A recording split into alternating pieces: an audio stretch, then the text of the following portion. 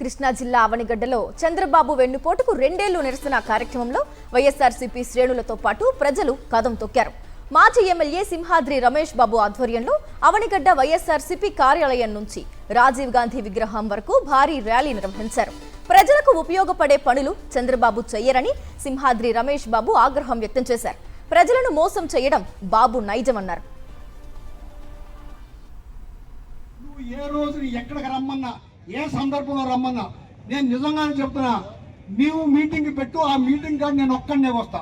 నువ్వు ఈ నియోజకవర్గానికి ఏమీ అభివృద్ధి చేయలేదు, నీ నాన్నగారి చేసింది తప్ప నువ్వు చేసింది చెప్పుకోవడానికి ఏమీ లేదు. కరోనా టైంలో నాకు 67 ఏళ్ళు 68 ఏళ్ళు వయసు ఉన్నా సరే రోజు జనం మధ్య, కరోనా పేషెంట్ల మధ్య జనం కోసం తిరిగా అర్ధరాత్రి కాదు 3ంటికి ఫోన్ చేస్తే లేచి హాస్పిటల్కి వెళ్తా. ఎక్కడ కనపడలేదు నువ్వు కరోనా టైంలో, ఎక్కడ రాలేదే, మీ పార్టీ లేదు, అప్పుడు వచ్చావు నువ్వు, బయటికి ఉన్నా. మరిన్ని అప్డేట్స్ కోసం ఛానల్ ను సబ్స్క్రైబ్ చేయండి. నోటిఫికేషన్స్ కోసం బెల్ ఐకాన్ పై క్లిక్ చేయండి.